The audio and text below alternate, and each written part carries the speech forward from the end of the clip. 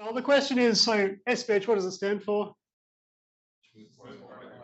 If you're writing a paper, there's 3 rules. You can't mess with smooth, you can't mess with particle, and you can't mess with hydrodynamics. No, don't drop the S, don't drop the ED. So smooth, particle, hydrodynamics. So let's start with some basics. So why on earth would you want to use particles?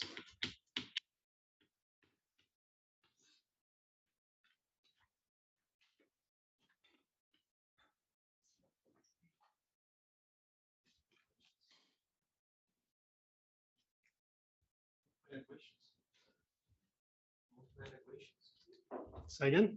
What was the question? Why particles? Why do we want to simulate fluids on particles? Particles are relatively simple, just kinematic motion maybe. Okay, so there's a technical word for this you've been discussing all week. Motion.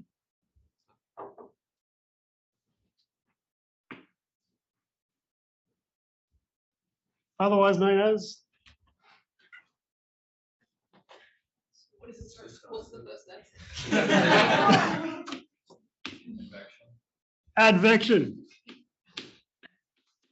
All week, everything difficult about other methods is always about advection. How do I do advection properly? I want a high order scheme. I want a blah, blah, blah. How do you do advection properly? You take a thing and you move it over here. It's still there. Yeah, hasn't diffused, hasn't gone anywhere, hasn't dissipated, hasn't gone into other cells. Mass is conserved. Yep, I can take as big a time step as I want, kind of, as long as I get the trajectory correct. Yep, so for like ballistic expansion, for example, it just moves. Okay, so advection is the #1 reason why you would ever want to use particles, because you do it perfectly trivially. So if anyone tells you advection is hard, it's a lie. Yep, so advection, what is it? I just want to do dx dt equals v. That is how you do advection. Okay. End of summer school. All right, so that's the basic idea, first of all. We want to move things with the actual motion of the fluid. And that makes advection trivial. But what else?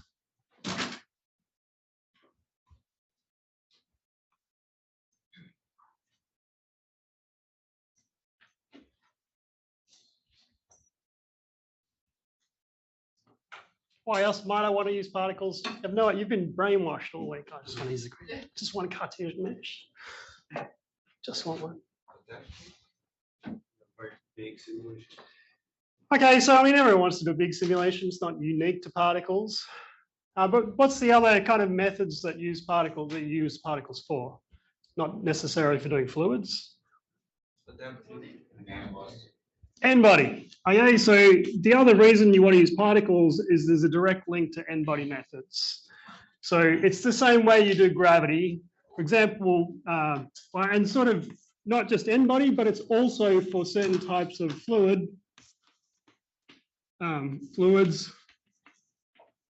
always use particles.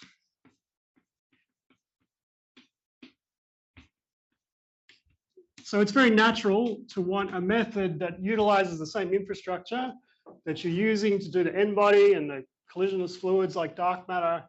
And why don't we just do the gas the same way? All right, so that's probably the second big reason. I don't think I've forgotten anything.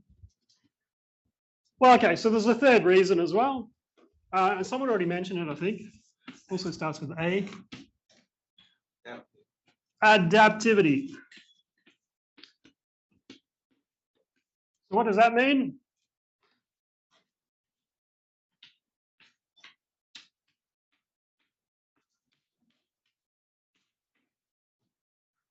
I've got a cloud. It's several parsecs in size. What I want to do, I want to form a star. How big is a star? A lot less than a parsec. Yeah, so what happens? I mean, how do we get from this to a star?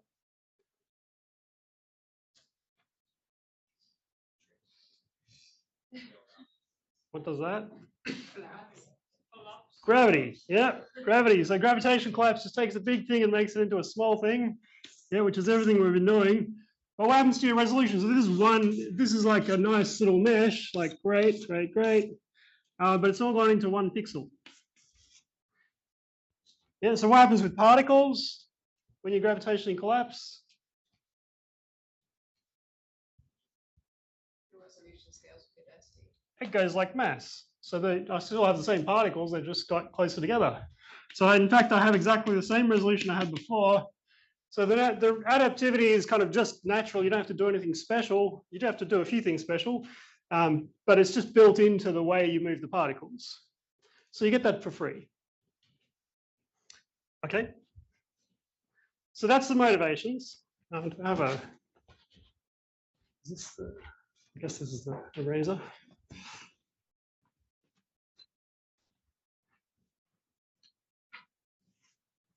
All right, well, something specific about advection. So let's talk about one specific problem. Actually, let's do it. Let's all stand up.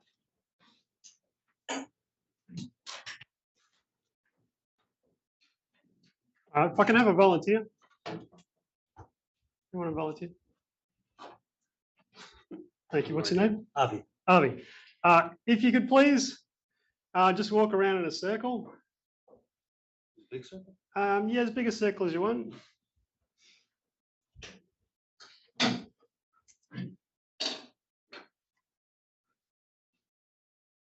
It's not very circular. What's the problem? Problem is my grid is not a. Exactly. So the problem is you've got a mesh. Yeah. So maybe if we get rid of the mesh, maybe you do a small circle in the middle here.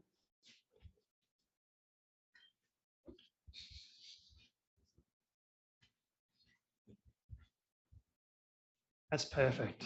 Yeah. And in fact, so what we've just done is an orbit with 1 resolution element. So you can get an orbit perfect with 1 resolution element. Yep, so that's already good. And that's before we've even got started. But so why would we want to do orbits? We could all try and move in a circle.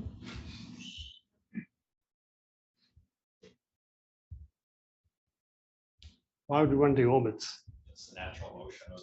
It's the natural motion of like everything in the universe. Yeah. So great. So we want to do an orbit. You can sit down again now. I think that's enough. But so what's hard about orbits though?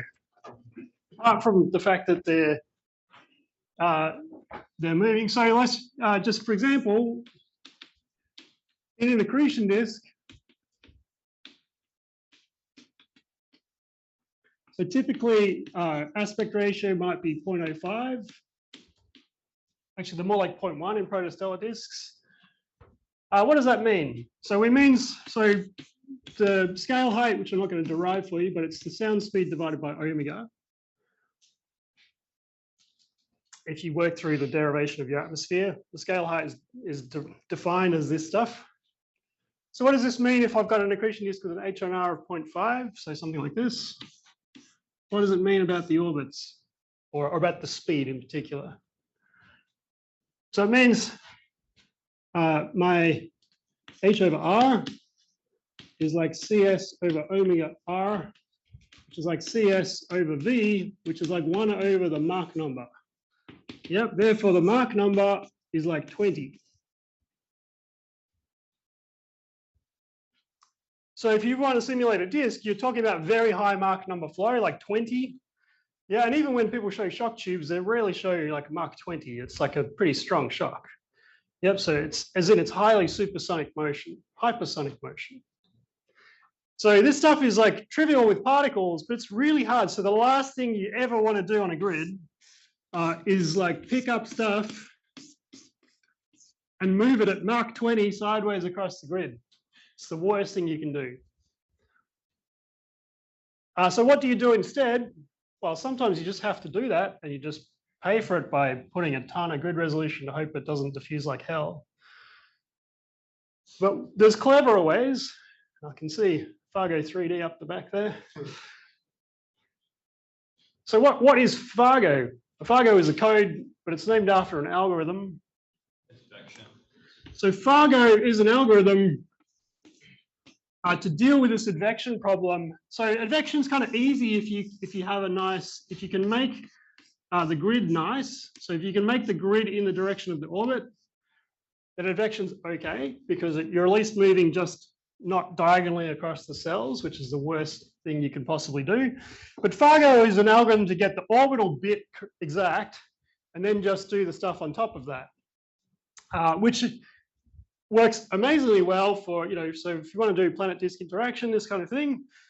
But obviously there's some limitations. So Fargo is great, but what's restrictive about it? I don't mean the code, I mean the algorithm, but this algorithm's in Athena++, it's in Fargo, it's in anyone who wants to do orbits in disks. Why is this restrictive?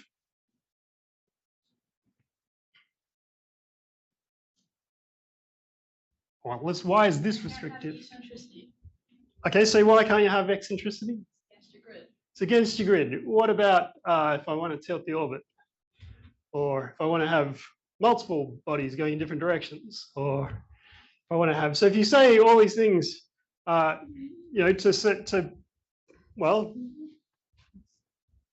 people go, well, I don't want to do that because it's going to wreck my nice scheme, right? So the reason why you often use SPH is I just want to do a general problem, and I don't want to have to be restricted by these kind of restrictions where you get the problem right. So SPH is almost never competitive. I mean, Fargo in its right application, we're not going to beat it. But if you want to go to more general things, a very natural way is to do it with SPH. Okay? So, and that's sort of comes back to, it's just a fancy statement about advection. Okay, so let's develop the idea from there. So let's talk about the smoothed. We talked about the particle, and we need to talk about the hydrodynamics.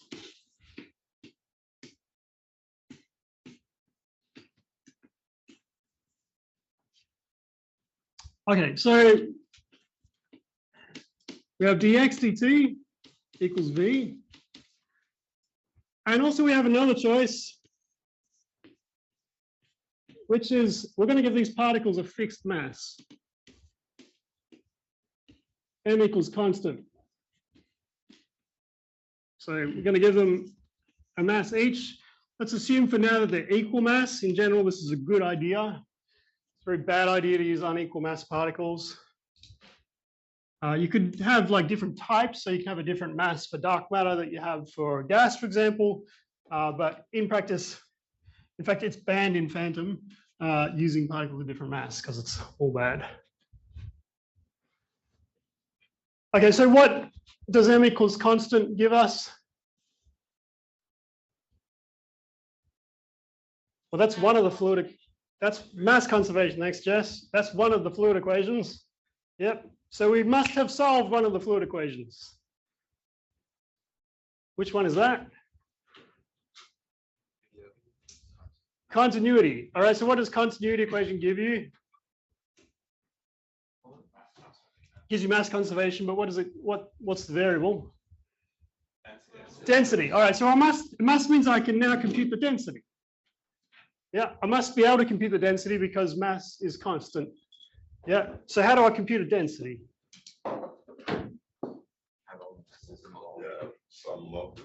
So it's going to be some kind of sum. I'm going to be brief on this one. So I want, well, okay, so in general, you do not have to be on a particle. Okay, but I want some kind of sum over neighboring masses. And what? What else? Well, so just dimensionally, what do I need? I need some kind of inverse volume here. Should I use an actual volume? I mean, you could sort of imagine some kind of, maybe like a, just a top hat, like a circle or something, or a sphere in 3D. That's not how you do SPH. You don't take a volume. Gaussian function at all. So yeah, so Gaussian would be a very natural choice. And so we're just going to choose some weight. We're going to weight our neighbors by some function. And a Gaussian will be the natural one, but it doesn't have to be a Gaussian at all. You can entirely freedom to choose what this is.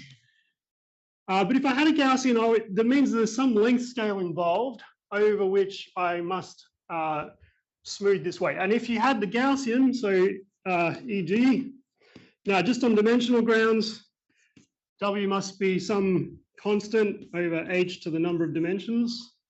That's the inverse volume. And then some dimensionless function where Q is defined as the absolute of R minus R dash over H. So that's just a statement about dimensions. There's a dimensionless function which tells me how the weight drops off. There's a one on volume to give me the right dimensions. Yeah, but I've got some weight function, which is called my smoothing kernel. Okay, so W is called the smoothing kernel.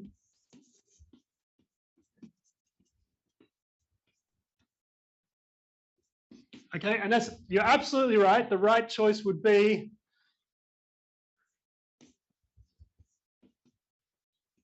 e to the minus q squared over 2h squared. Oh, sorry, it would be q squared over 2 would be a Gaussian.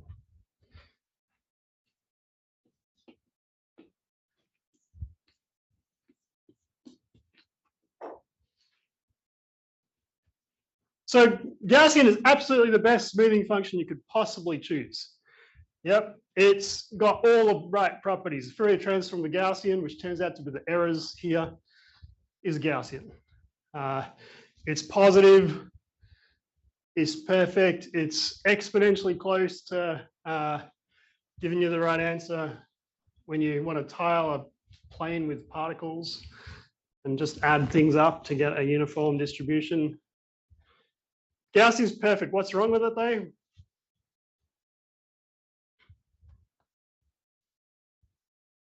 Well, actually, so one thing that's immediately clear from the Gaussian, which is very important, is what is the definition of H?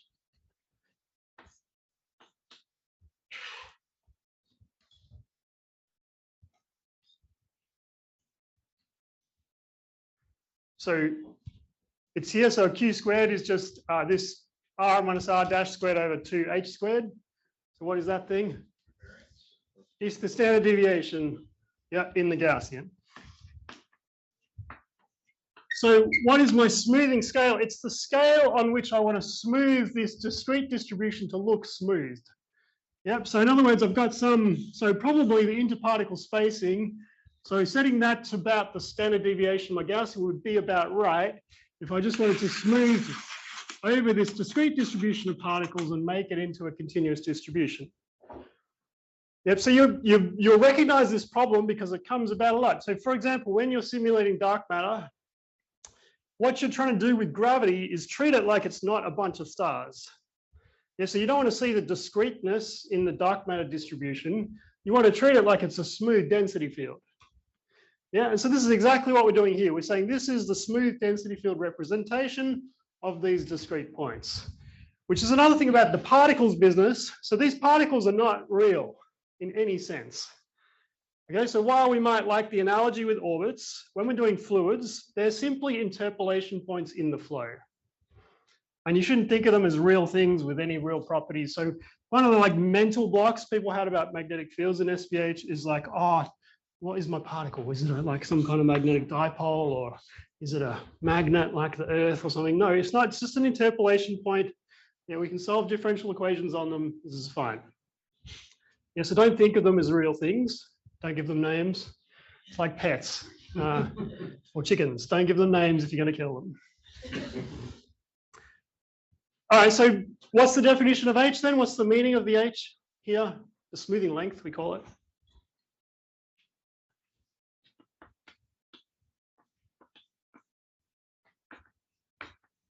What's the meaning of the smoothing length? Yeah, but what does my resolution length mean? How have I defined it with respect to what's going on here? Interaction distance? Interaction distance? Yes, so sort of the interaction distance, but like it's the speed at which my weighting of neighbors drops off. Yep. And it makes sense for that to be proportional to the particle spacing. So what we want is that h is somehow not just a constant either. So we want it to scale with the particle spacing. Yeah, so we want it to scale with something like the mass over the density, which is the number density, to the inverse number of dimensions. Okay. So that already leads you to an idea. We don't want a constant h. We want a variable h. Yeah, especially if the particles are going to gravitationally collapse. I don't want to be stuck with the same smoothing scale I had to begin with. Okay. All right, so a couple more like just corollaries here. So how do I measure the density like off a particle?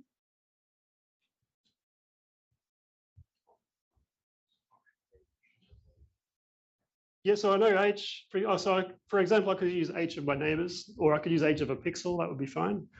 But it makes sense to probably use h of your neighbors. But I'll just use this formula, yeah. That is my highest citing paper ever. Congratulations. Yeah, which is called SPLASH. Yep. So for many, many years, people just plot particles and color them. Yeah, and so it's dumb. Don't do it. So if you want to plot the smooth field, you just have to sum over the neighbors with the weight function, and you get the smooth density, for example. If you want to plot column density, how do you do that?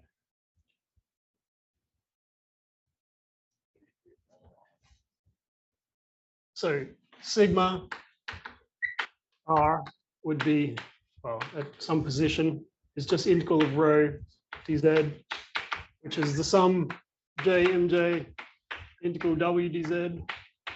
And so I can just pre-compute this thing. It's like, think about a Gaussian sphere. You've like flattened it into a circle and you're just splatting particles like that. That gives you column density, yeah? Which is the basic plot you get out of SPLASH. Yeah, so I want to sort of splat each particle as if it's like a fuzzy circle. And that's basically how you reconstruct a smooth field. So when you see movies of SPH simulations, such as the one behind you, that's all we're doing. Yeah, but there's it's clear in the mathematics how you've got from the discrete distribution to the smooth field. Okay, so that's the smooth bit, that's the particle. What about okay, so we should talk about a couple of details. So in practice, okay, so when you're doing a simulation, you usually want density on a particle. Okay, so this is sum of j, mj, let's call it wij. Now it wasted a lot of people's lives which h to choose here. The answer is you always choose your own, because what you need to do is you need to solve this. So the 1 over number of dimensions.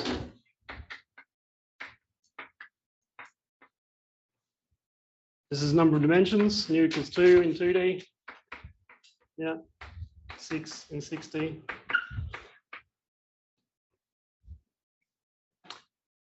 Okay, but how do I do this? So something a little bit tricky here in practice. Density depends on smoothing length depends on density.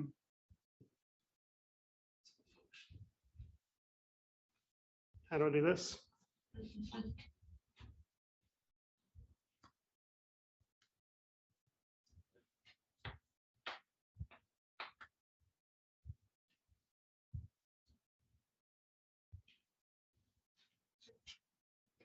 Starts with it and ends in rate.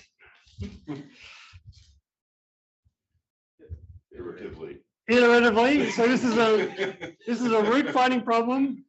Yeah, how do I solve a root finding problem? It's the best way to do root finding in your life. Newton-Raphson. Okay, so what do I need in Newton-Raphson? I have function of h equals 0. I'm trying to find a root. I have h equals h minus function of h over function of h derivative. Yeah, so you can take the derivative of this thing, that's fine. Yeah, you can take derivative with respect to h of that. So you have derivatives analytically. This is really simple. Yeah, but you do have to iterate. So it's an iterative procedure to get the density and the smoothing length self-consistently. Okay, so normally when you set up an SPH simulation, for example, you will set a guess for the smoothing length. But the first thing the code will do is perform this iteration to find the density and the smoothing length self-consistently.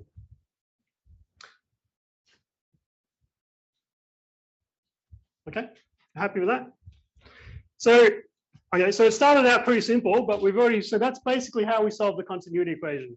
Yeah, once we've moved the particles, we've got them in some position, we can find the density, we can find the smoothing length, all self-consistently. We haven't had to make a choice, but actually we didn't say what was wrong with the Gaussian. Let's just say in practice as well. So we want to use a Gaussian-like function. And there's a but, so why don't we want to use the Gaussian? So it never goes to 0. Yeah, so I want something that goes to 0. Why do I want something that goes to 0? So you're not always looking at all. I don't want to have to sum over all the other particles, yeah, because that's n squared. Yeah, so so the technical word for that is with compact support, which just means it goes to 0 at some radius. Okay, so in practice, you want to use something like that. For example, so the traditional one, which is still default in Phantom, is the cubic spline. Cubic spline ends at 2h. So lots of people are confused by this. Why don't we call, wasn't it 1h? Why isn't the radius of my kernel defined as the smoothing scale? But you know the answer to this. What's the answer?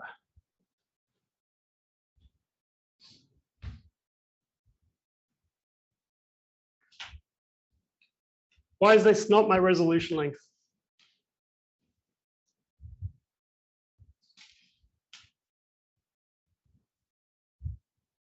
Use the Gaussian. Do these things have the same resolution length? You can do this.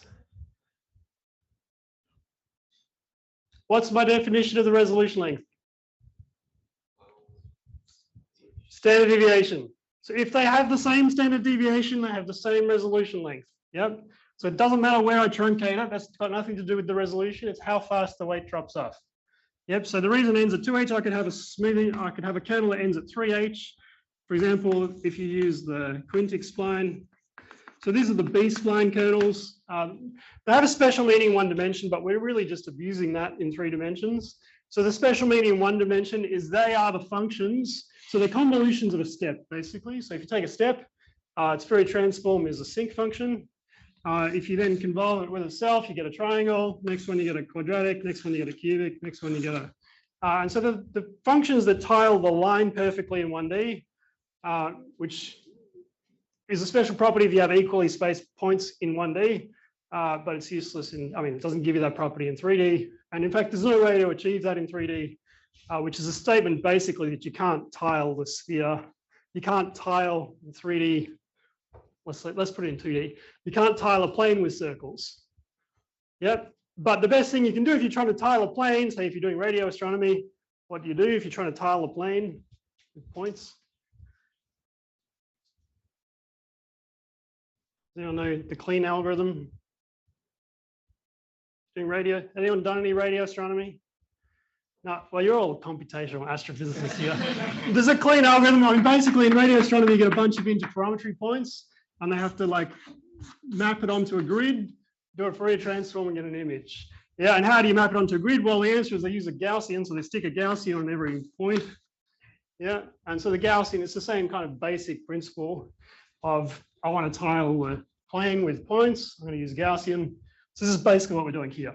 Yeah, but we're just doing this for efficiency. And it does bring some problems, which are very subtle. But the fact that, for example, you've truncated the Gaussian means the Fourier transform is no longer positive, which it is with the Gaussian.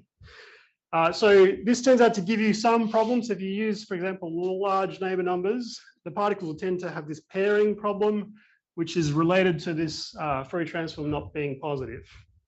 It's very subtle. Go, Jess. But so this only matters for density and mass conservation, right? Like particles can sense the gravitational pull of particles everywhere. Absolutely. Yeah, okay, so this is important though. So when you're doing gravity, what are you doing? So what you want to do is not form binaries with nearby particles. Yeah, how do you do that? Ignore them. How do you ignore them? Gravitational softening. All right, so how should you set your gravitational softening length? The same as your It's the same problem. That's my second most cited paper in science. Yeah, which is just, you should derive your softening from the way we do density in SPH. Yeah, and that leads you to the same idea. You want to set the softening length adaptively according to the, like your measurement of the density in a smooth way. It's kind of iterative, same problem. Yeah, and then it turns out you get everything like almost like plumber softening, which is the just simple one with the epsilon on the bottom. That's just an example of a smoothing kernel for calculating the density. It's a smoothing kernel for the gravitational potential, but you can relate it to a density kernel and back again. Yep, so it's exactly the same problem. Yeah, so you want to smooth the gravity on some scale, which is to do with the discreteness in the distribution. It's exactly the same thing. Okay, so that's Price and Monahan 2007, if you're interested. Okay, so let's talk about hydrodynamics. So that's the calculating density. It has a lot of applications beyond SPH, just like gravitational softening length. You often want to do this. You've got a bunch of points, you want to get a smooth distribution. It's a general problem. Okay, so let's talk about hydrodynamics.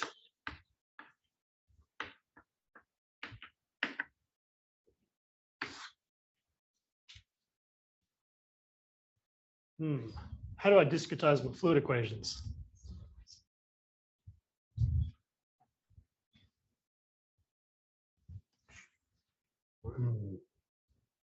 Center differencing. Can you repeat the question? How do I discretize my fluid equations? So? Linearization. Upwind scheme. Finite volume. Doesn't it come for fluid particles? Okay, so if I got a bunch of particles and I want their equation of motion, what do I do? Yeah. Euler, there's one extra person involved. Starts with L. Lagrange. Okay, so Lagrange tells me that if I want the equations of motion for a bunch of particles, I just need to write down the Lagrangian. So U here is my internal energy. That's what makes it a fluid. Yeah, so internal energy per unit mass is how I'm defining U. Okay, and then what do I have? I have dl, oh well, ddt of dl dv. And I want the equations for a particle I equals dl dxi. I is the particle index. Yeah. All Lagrange equations. Okay, what's my Lagrangian? Well, it's just U, but how do I get, so I can get the derivative with respect to V, that's trivial. So what's dl dv? Well, that's the specific momentum. That's just MIVI, so that's the momentum of the particles. Yeah. In fact, that's a very special thing because that is defined as the momentum in general. So for example, if you want to derive the relativistic SPH algorithm, you simply replace this with a relativistic Lagrangian and you get the relativistic momentum out by doing this. Yeah, which is really nice. Okay, what about the dl dx?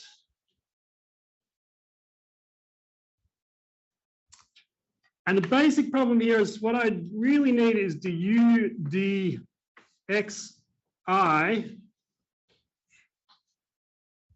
And what's that? So, well, so the thing to realize is, okay, so if I remember thermodynamics, you can write this thing minus P over rho squared d rho dt.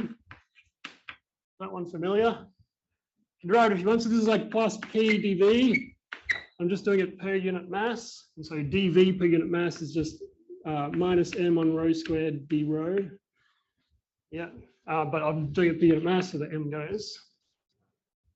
Yep. So if I say that that's 0, so I'm going to say no change in entropy, which is what you do when you're doing deriving things from a Hamiltonian. So I'm going to say there's no irreversible dissipation. If we do that, then we basically say that this is Pj over rho j squared delta rho, so it's d rho j dxi. Okay, but I know how to take a derivative of the density. I just take the derivative of the density, yeah. But it's with respect to a different index here. So this is a sum over its neighbors. So k is ik, and this is with respect to, this is a jk, this is a j, and this is an xi, and this is an xi. Okay, so I'm going fast because we've only got an hour. But I can calculate a derivative of density. Just really quickly, I is you.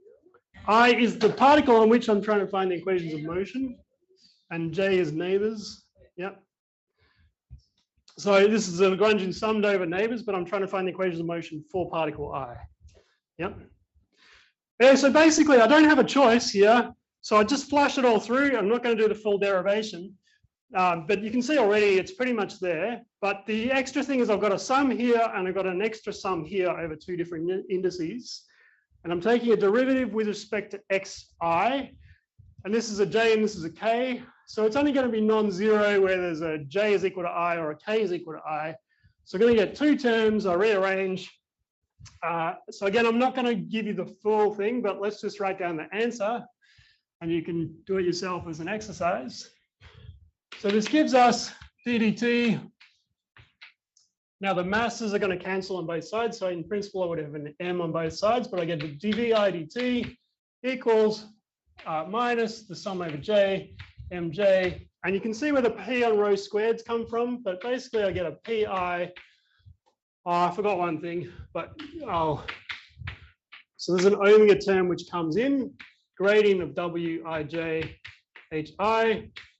And then I get a pj over omega j rho j squared, gradient of wij hj.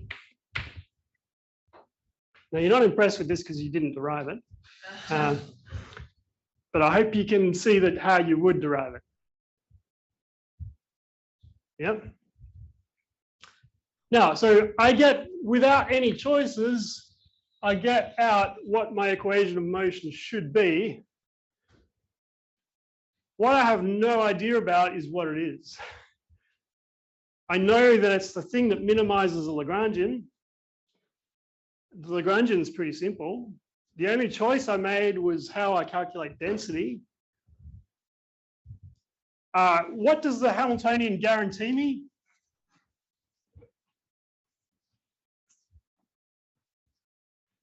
I mean, what do you get out of using a Lagrangian? I mean, this is like all of particle physics. Go ahead. So the index on the H, is that both I or is one? No, it's not both I, that's a J.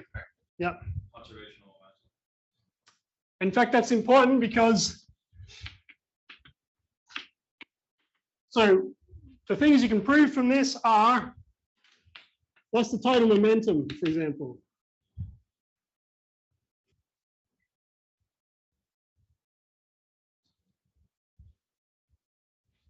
This is the momentum per particle. What's the total momentum? So sum of that. So sum of I, mi, vi. So that should be constant. Yeah, so what does it mean by constant? It means that the total momentum dt should be I, mi, dvi dt should be 0. And you can prove this because this just gives you basically a double sum, J, Mi, Mj stuff, which is symmetric. And then it's a basically a grad Wij, which is anti-symmetric. What does that mean? It means if I split the sum into two halves, so I could do a half of a sum ij, sigma ij, and a half of a sum ji, sigma ji, just do it in the reverse order. And this, if this flips to a minus sign, that's obviously gives me 0. Yeah, if that's an ij. Yep, so if that's anti-symmetric overall, it's going to give me exactly 0. Yep, this is obvious because I use the Lagrangian. What's the principle? What's the most famous theory in maths? Most beautiful theorem in all of physics. What is it? Least action. It's better than least action. Noether's theorem. Yeah. So Noether's theorem is that symmetries in Lagrangian give rise to conservation laws. What are the symmetries in my Lagrangian? Well, the only thing I've used in my Lagrangian is the density, or the gradient of the density. So we're saying if, for example, I'm translationally invariant, so if I get the same density, whether I'm over here or if I'm over here, what does that mean? That's a translation symmetry. What does it give me? Conservation momentum, linear momentum. Okay, what about like if we all rotate the classroom and calculate the density? Get the same answer. What does that give you? Conservation of angular momentum in any direction. So no matter what plane you're in. So that's simply a statement. So big L, for example, is just simply the MI, RI cross VI. Yeah, so you can prove that dL dt is also equal to 0.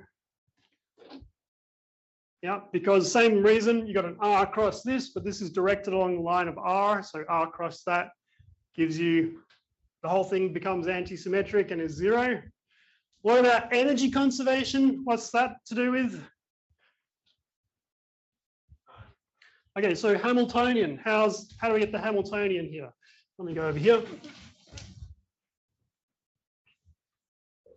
So Hamiltonian is sum of let's call it I, MI, DL, DVI. So it's Legendre transformation minus big L. Yeah, that's how you get the Hamiltonian. What is it? Well, if you just work that out, that's just from that.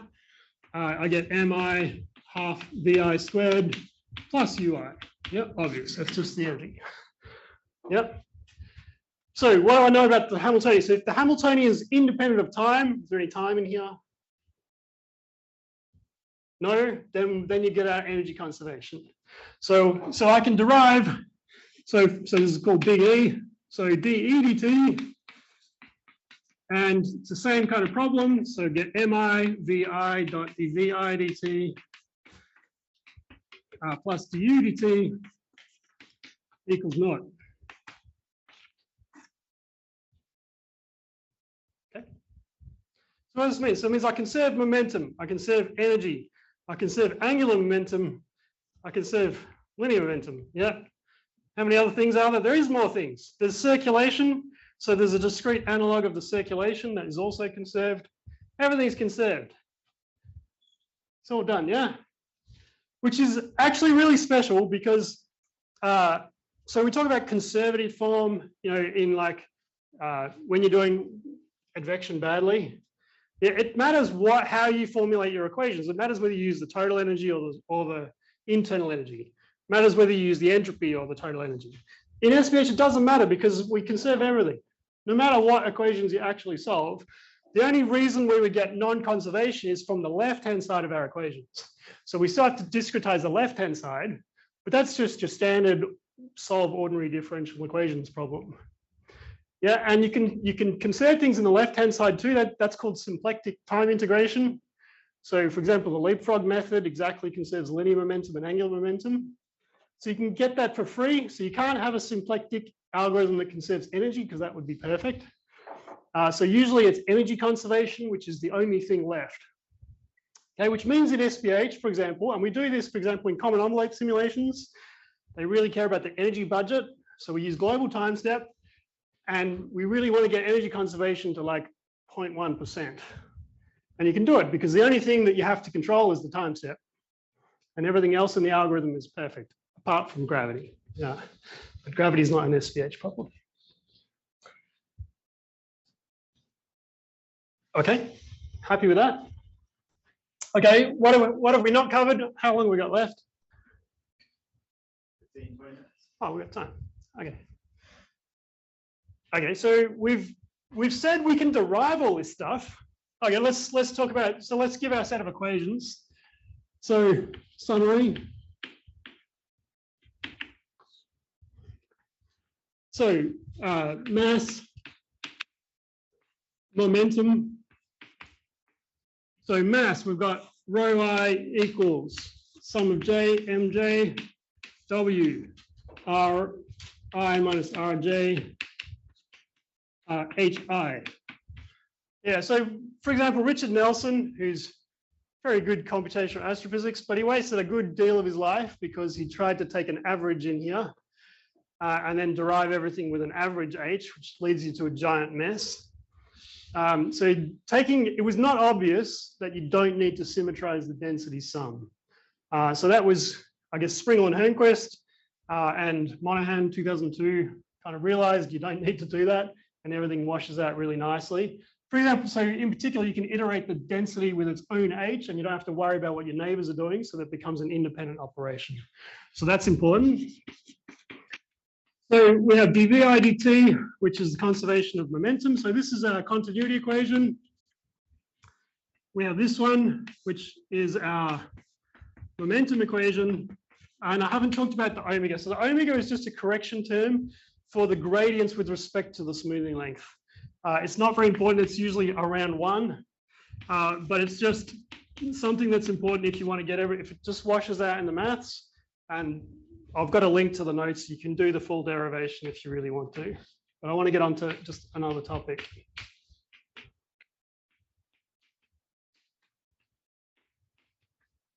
Okay, so we've got this one.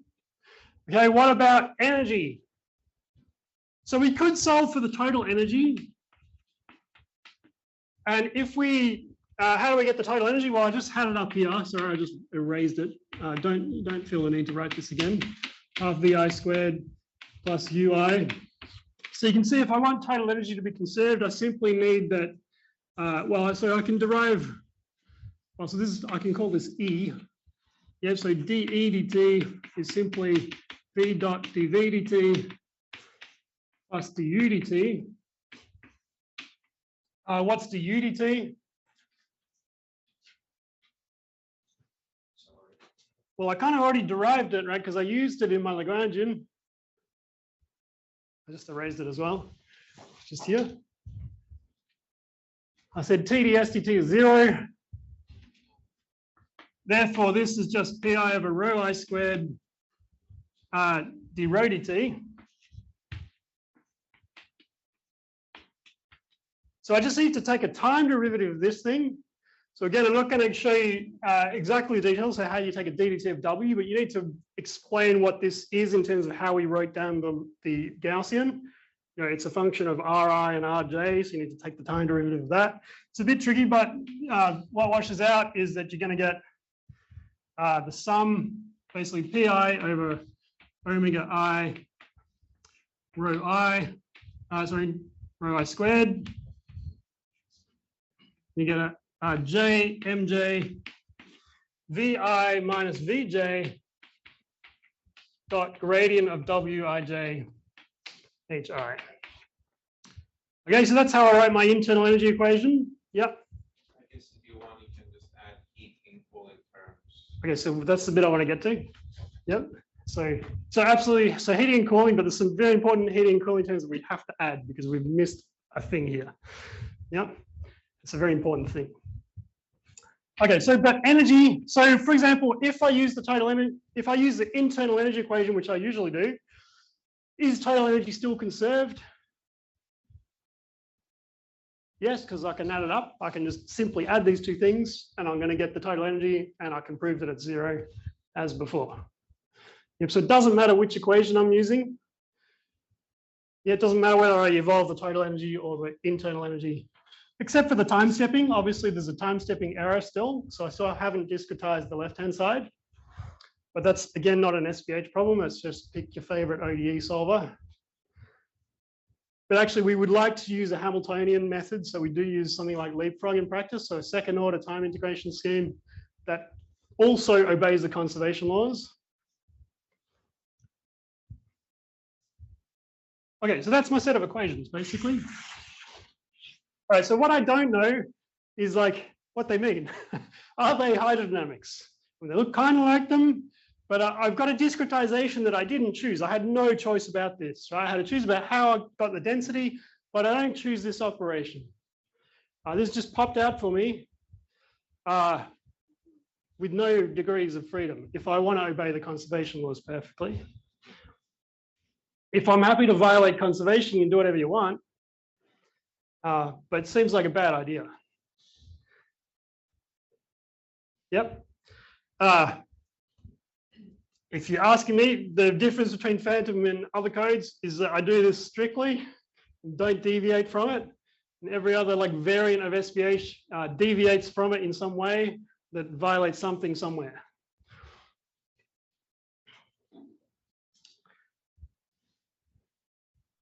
Okay, what's missing then? Okay, there's two things are missing. How to translate.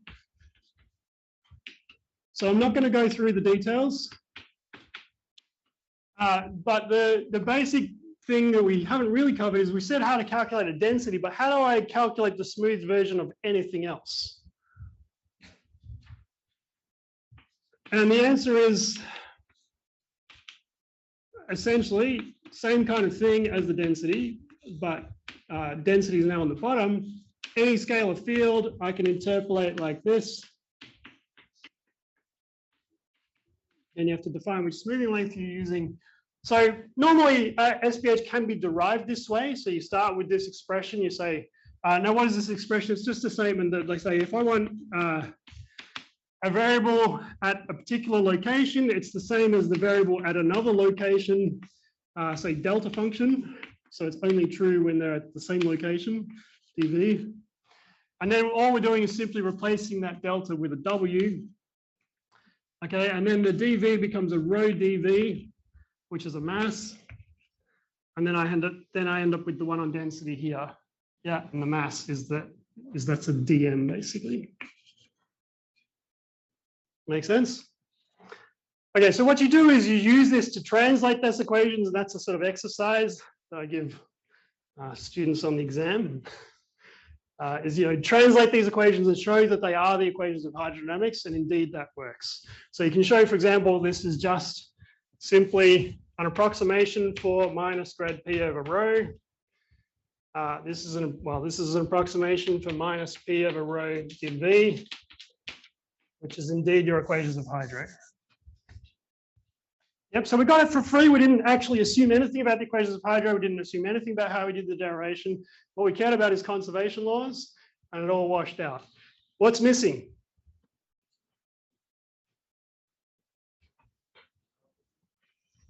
Sorry? Okay, so self-gravity is just a sort of extra add-on. So we can, I'm going to sort of just divert to Ulrich, who kind of covered this. You use a tree code, you compute gravity of things. The only thing that's extra from the SPH is how you soften the gravity on small scales. But I think we understand a little bit about that now, at least from Jess's question. What's missing? Viscosity diffusion. Okay, so why do I want viscosity and diffusion? I don't, right? I've got a dissipationless method. So what happens, I'm going to show you a little picture. Imagine I take a sound wave and I simulate it for 1,000 years. Does its amplitude decay with my method? No, there's zero dissipation. I can save everything. So it's a perfect scheme, isn't it?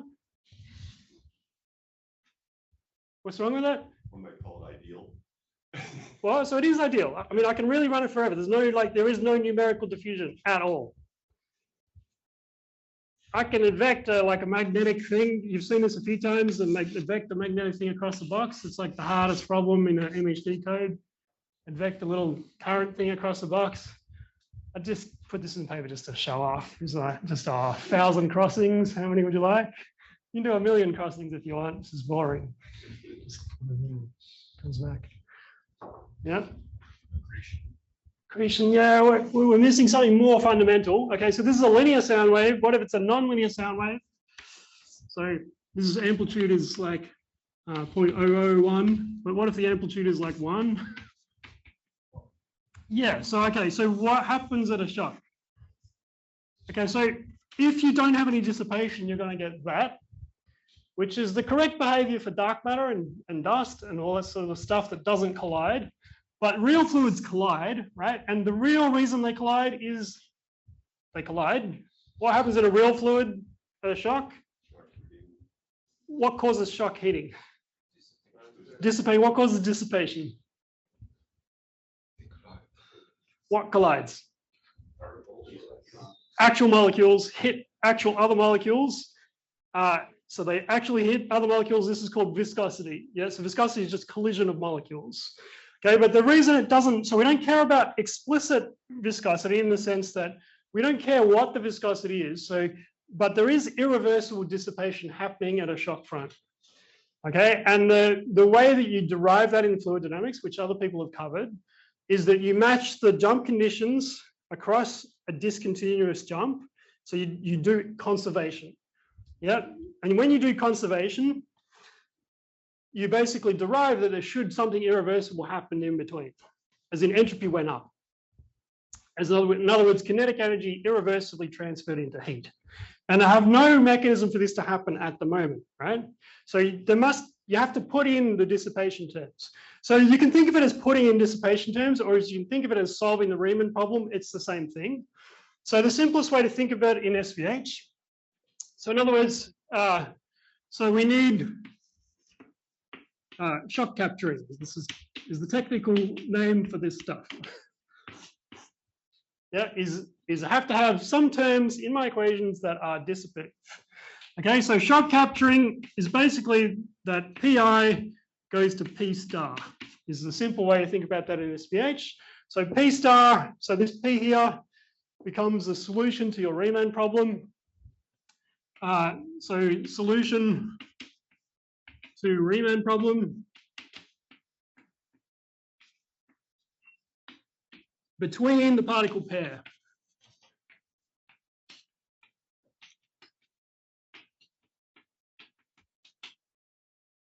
Okay, so you think of each particle pair, so like you would do it with grid cells and interfaces, you think of each particle pair having a kind of shock in between them, and you solve the Riemann problem and you replace this P with a P star, and that actually works great as a shock capturing scheme in SPH. Why is it a bit primitive? Well, if you, I don't know, do you know what Godunov's theorem is? So Godunov's theorem is basically you have to always be first order at a shock because a shock is a fundamentally first order thing. It's an infinitely sharp jump, and if you resolve that with 1 delta x, if you double the resolution, you're still going to resolve it with 1 delta x. Yeah, which means that the dissipation is first order fundamentally at a jump. That's what Godunov's theorem essentially tells you. So the problem with shock capturing is you don't want to do this just with naively because it just gives you a first order scheme everywhere. So this effectively gives you a viscosity that is proportional to the smoothing length. Yeah, and that makes your scheme very dissipative. So the trick in shock capturing is to find a way to switch off this stuff away from shocks where you don't need it. And so it's the same problem in SPH, it's then that game of like, okay, I know how to treat a shock, but I want to get rid of it away from shocks. So adding what you need for shock is pretty simple. So like in grid codes, we don't usually use the exact Riemann problem. We solve an approximate one. So for example, the approximate one in phantom is, so let's write that down. So use approximate Riemann solution. So for example, P star, well, I would use say P star I is Pi plus or minus a half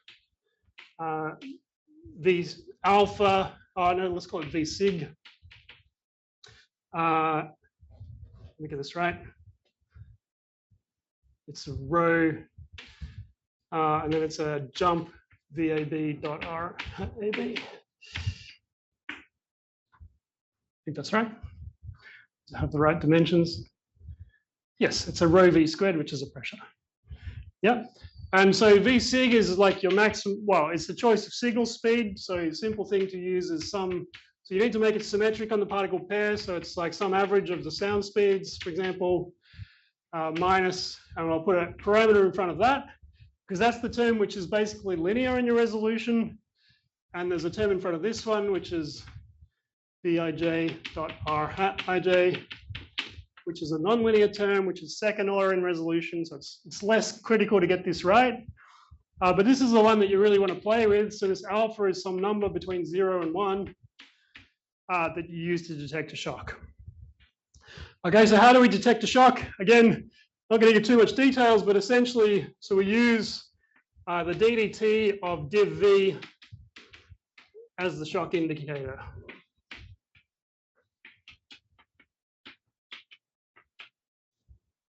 Yeah, so we basically dial this term up and down, depending on whether there's a shock. Now, the game you could play in SPH, which you do play in other schemes, is instead of mucking around with the parameter at the front like this, you could muck around with the actual jump. So I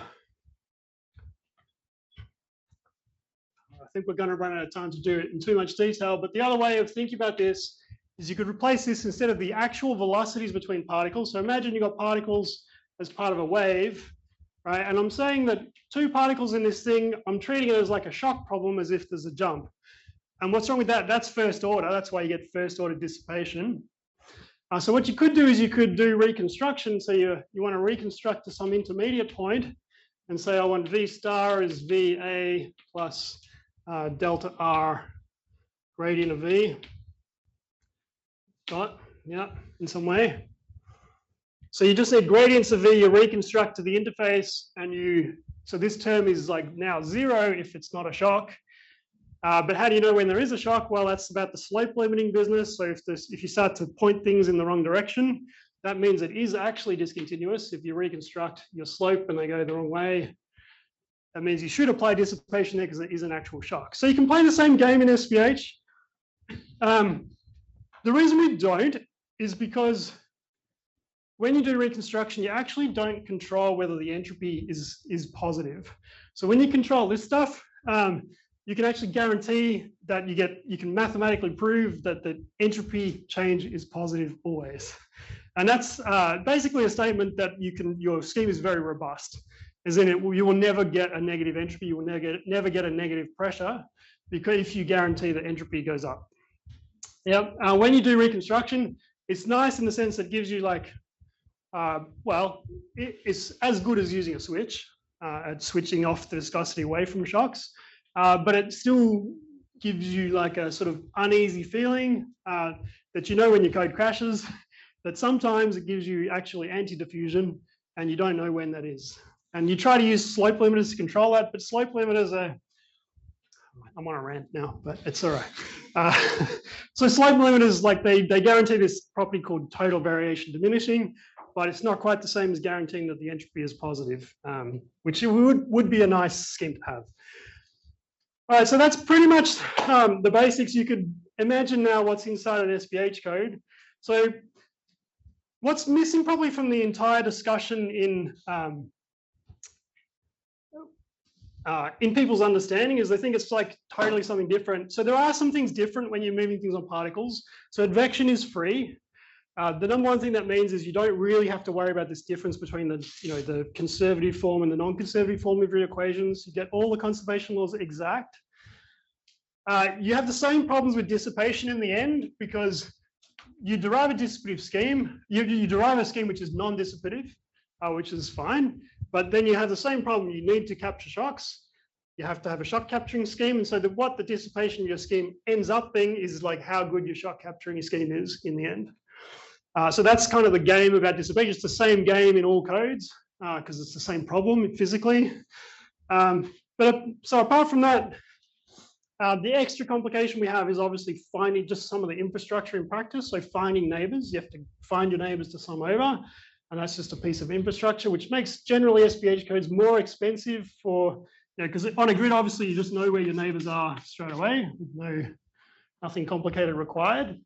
So again, that's why, if you can align your grid to the problem nicely, usually you'll do the problem faster than you would with particles, just because you don't have this extra overhead of finding neighbors. I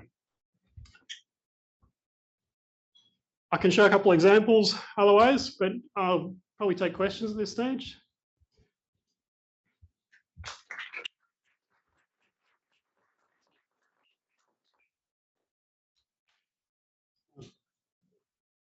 So if you have like a field with a bunch of particles and let's say you want to SPH over a certain region, how would you deal with like the boundaries?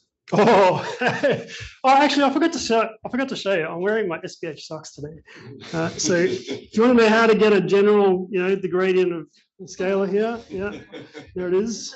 It's the gradient of the scalar, the general interpolation method. Yeah, there's your particles. Repeat your question. Sorry, so if you have let's say you have a big SPH. Oh, boundary conditions. You want to. Yeah, you don't. Well, okay, so if you're an engineer, you have to worry about this a lot. So the big application, actually the biggest area of SPH right now is not in astrophysics anymore.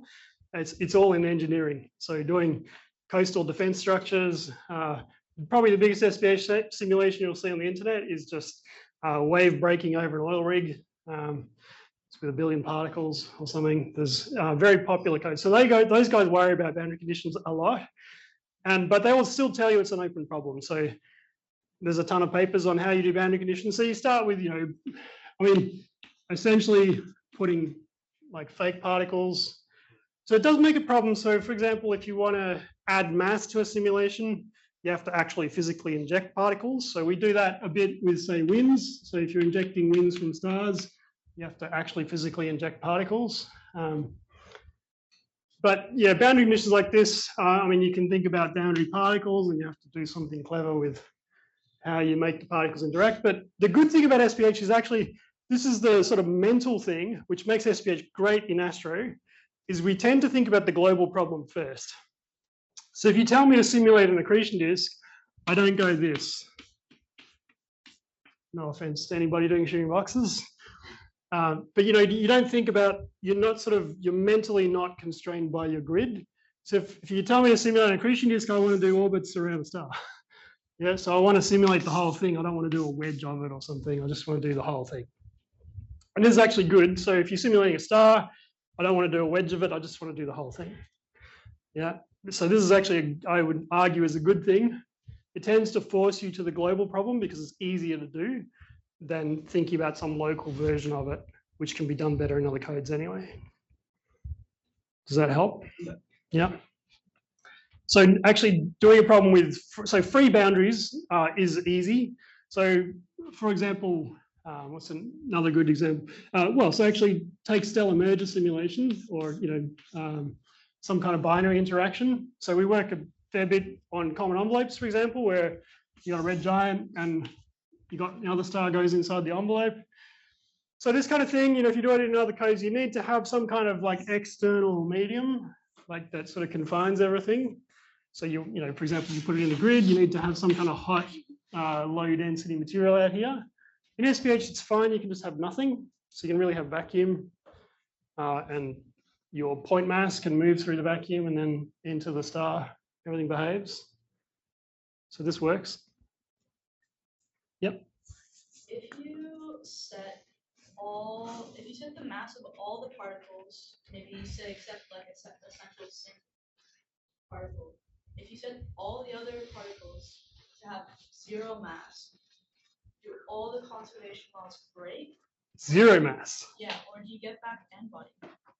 Yeah, you get back n-body. You can do test particles, sure. Hasn't rho made everything diverge? No, because m is 0.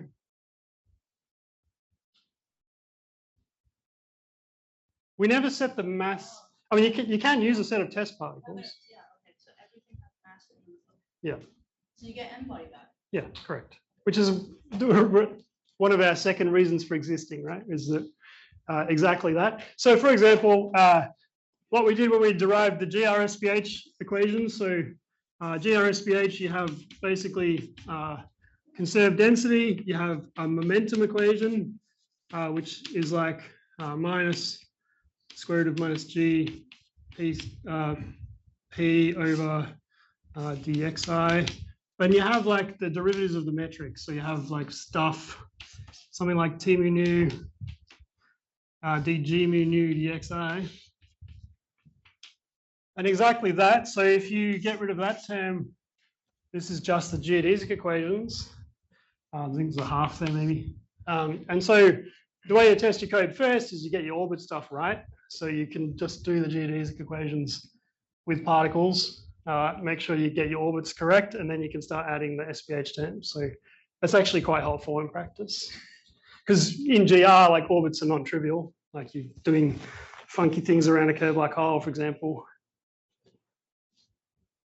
So yeah, so the test particle limit is useful. How does the resolution work? It's basically the number of particles you have. Is there something like? Yep. So you know this.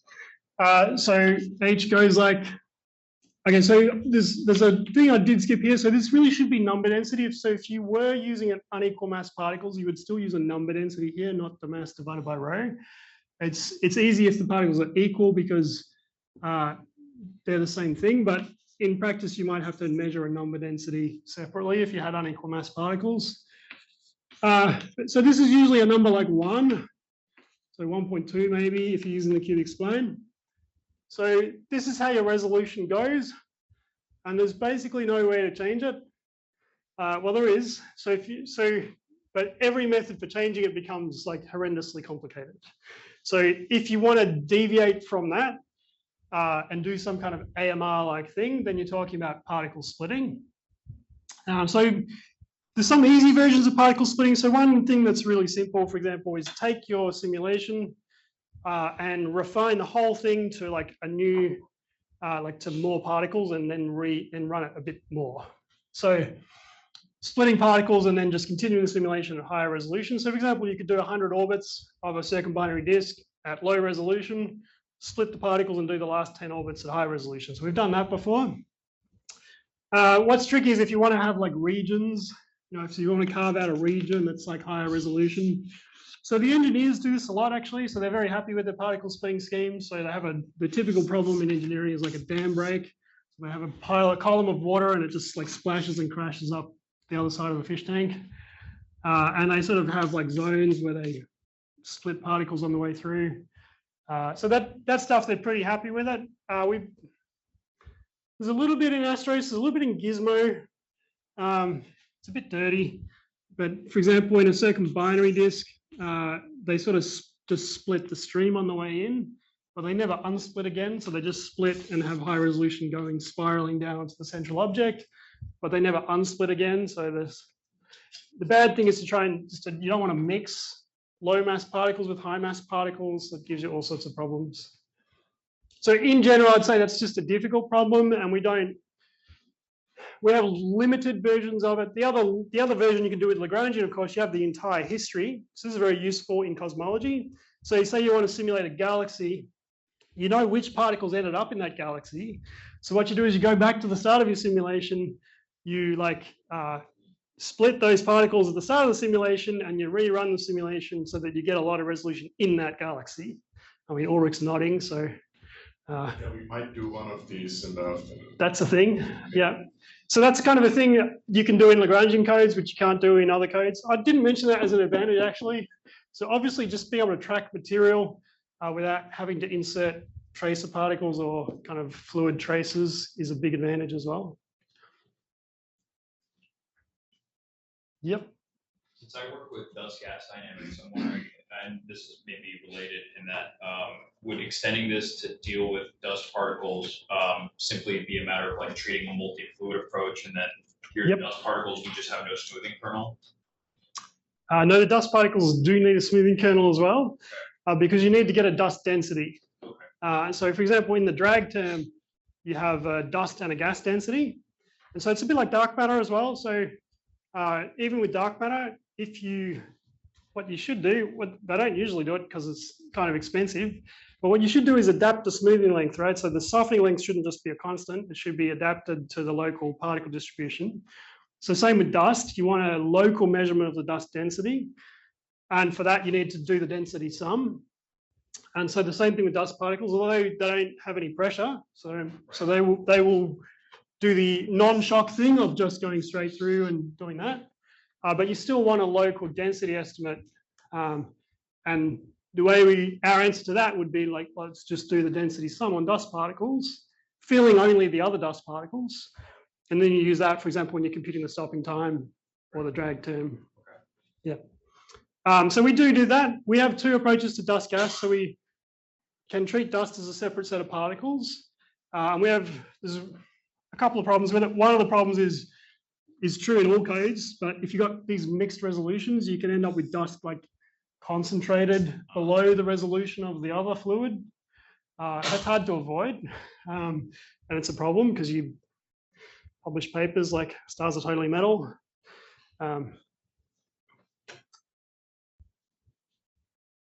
The other way to do dust though is to say dust is well coupled, and then instead of being a separate set of particles, you say dust is a fraction that evolves, and you get an extra differential equation basically for the dust fraction.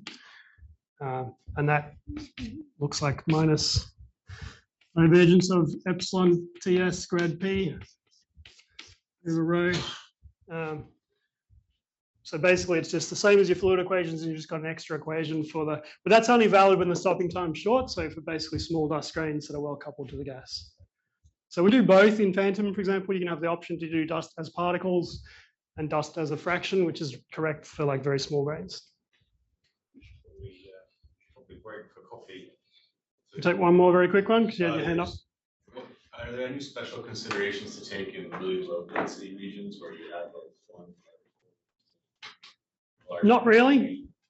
I mean, I don't do anything special with smoothing length. Can just get very big, and you can have a particle that just has all the others as neighbors, and that's fine. Like, so the mean neighbor number is still pretty good, but you have to design your code such that it is possible to have all other particles as neighbors sometimes.